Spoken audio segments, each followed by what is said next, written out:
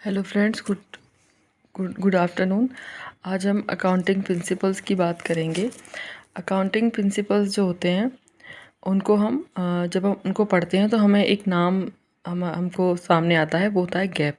इसका मतलब होता है जनरली एक्सेप्टेड अकाउंटिंग प्रिंसिपल, यानी कि वो प्रिंसिपल जो कि जनरली अकाउंटिंग में स्वीकार कर लिए गए हैं, उनको हम कॉन्सेप्ट, कन्वेंशंस, पोस्टुलेट्स और प्रिंसिपल भी कहते हैं। अकाउंटिंग प्रिंसिपल को हम दो पार्ट्स में डिवाइड कर सकते हैं। फर्स्ट होता है अकाउंटिंग कॉन्सेप्ट, देन सेकंड होता है अकाउंटिंग कन्वेंशन। अकाउंटिंग कॉन्सेप्ट जो होते हैं उसमें हमारे business entity concept, going concern concept, actual concept, matching concept, money measurement concept, dual aspect concept, accounting period concept, cost concept और रिलाइजेशन कॉन्सेप्ट आते हैं। अब हम बात करते हैं अकाउंटिंग कन्वेंशंस की। अकाउंटिंग कन्वेंशन में हमारे convention of disclosure, convention of conservatism, जिसको हम कन्वेंशन ऑफ प्रूडेंस भी कहते हैं, और कन्वेंशन ऑफ मटेरियलिटी, और fourth convention of other modifying conventions भी हमारे आते हैं। आज हम बात करेंगे बिजनेस एंटिटी कॉन्सेप्ट की। बिजनेस एंटिटी का कॉन्सेप्ट हमें ये कहता है कि ओनर और बिजनेस दोनों अलग चीज़ें हैं। जब भी हम अकाउंट्स में कोई भी एंट्री बनाएंगे तो हम बिजनेस के पर्सपेक्टिव से बनाएंगे, ना कि ओनर के पर्सपेक्टिव से।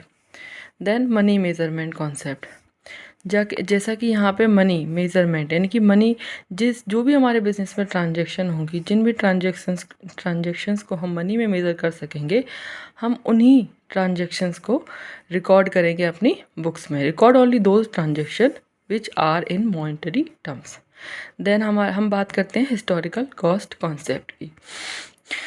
हिस्टोरिकल कॉस्ट कॉन्सेप्ट का मतलब ये है कि अगर हमने कोई मशीनरी खरीदी है, कोई भी एसेट्स हमने खरीदी है, तो वो एसेट्स हमने कितने में खरीदी, उसको लाने का हमें कितना भाड़ा देना पड़ा, उसकी मतलब असेंबलिंग कॉस्ट कितनी हुई, सब कुछ सारी कॉस्ट को मिला के जो कॉस्ट होगी आफ्टर रियलाइजिंग द डेप्रिसिएशन, वो वैल्यू ही हम अपनी बुक्स में दिखाएंगे, ना कि हम वो वैल्यू दिखाएंगे जो मार्केट में उस मशीनरी की या फिर उस असेट की चल रही है। तो इसलिए यहाँ पर दो पॉइंट्स लिखे हुए हैं, transaction records in historical cost और एक्चुअल कॉस्ट। एक्चुअल कॉस्ट से मतलब जैसे कि एक्चुअल है, मतलब एक्चुअल में उस मशीनरी की वैल्यू कितनी बच रही है, कितना वो मशीन और हमें काम देगी आगे जाके, हम उस कॉस्ट की बात यहाँ कर रहे हैं। और सेकंड पॉइंट है नॉट रिलेवेंट फॉर इन्वेस्टर्स, यानी कि हमें मार्केट वैल्यू के अकॉर्डिंग नहीं दिखाना है कि इन्वेस्टर के अकॉर्डिंग हमें कॉस्ट दिखानी है, हमें कॉस्ट दिखानी है हिस्टोरिकल कॉस्ट। हिस्टोरिकल कॉस्ट और बुक वैल्यू में डिफरेंस ये होता है कि हिस्टोरिकल कॉस्ट जो होती है वो आफ्टर डेप्रिसिएशन और ये सब होता है, और बुक वैल्यू के बेसिस पर हम नहीं दिखाते हैं। वो हमारे अकाउंटिंग बुक्स में जो एंट्री होती है वो हम बुक वैल्यू के बेसिस पर नहीं दिखाएंगे। गोइंग कंसर्न, एक मिनट, यहाँ पे जब हम बात कर रहे हैं हिस्टोरिकल कॉस्ट की, तो यहाँ पर हमने एक डेफिनेशन भी लिखी हुई है, हम उसको पढ़ लेते हैं। Historical concept state that a business must account for and record all the assets at the original cost और purchase price on their balance sheet after accounting for depreciation if any. और इसमें एक और पॉइंट है, इस point का मतलब ये है दोस्तों कि हमें जो हिस्टोरिकल कॉस्ट है, जो हम बैलेंस शीट में जो हम अपनी मशीन की कॉस्ट दिखाएंगे, वो उसका परचेज प्राइस होगी, या फिर उस परचेज प्राइस में या फिर उस ओरिजिनल कॉस्ट में से हम डेप्रिसिएशन घटा देंगे, उसके बाद जो उसकी प्राइस और कॉस्ट बचती है हम उसी को हिस्टोरिकल कॉस्ट बोलेंगे और उसी को अपनी बैलेंस शीट में शो करेंगे। उसके बाद ये पॉइंट एक और है हमारे पास हिस्टोरिकल कॉस्ट के regarding. So change in the assets market value और any sort of inflation does not impact its value reflecting on the balance sheet.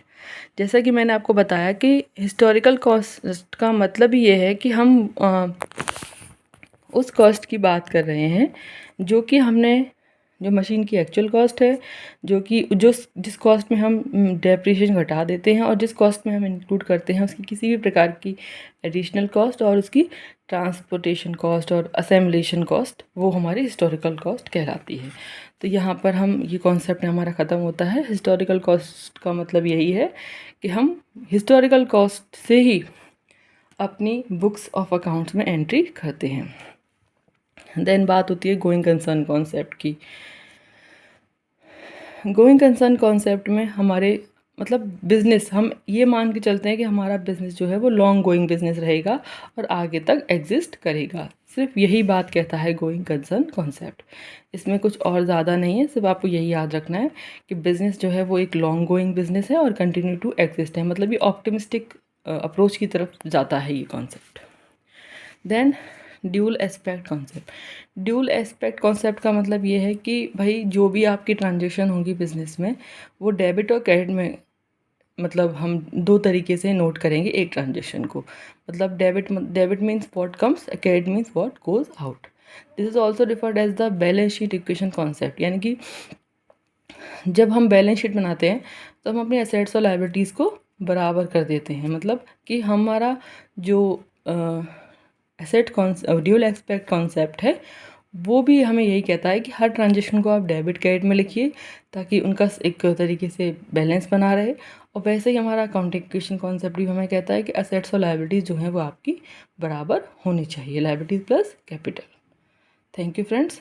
कल हम बात करेंगे आगे की जो हमारे थोड़े बहुत कॉन्सेप्ट बच गए हैं उनके बारे में। Thank you so much.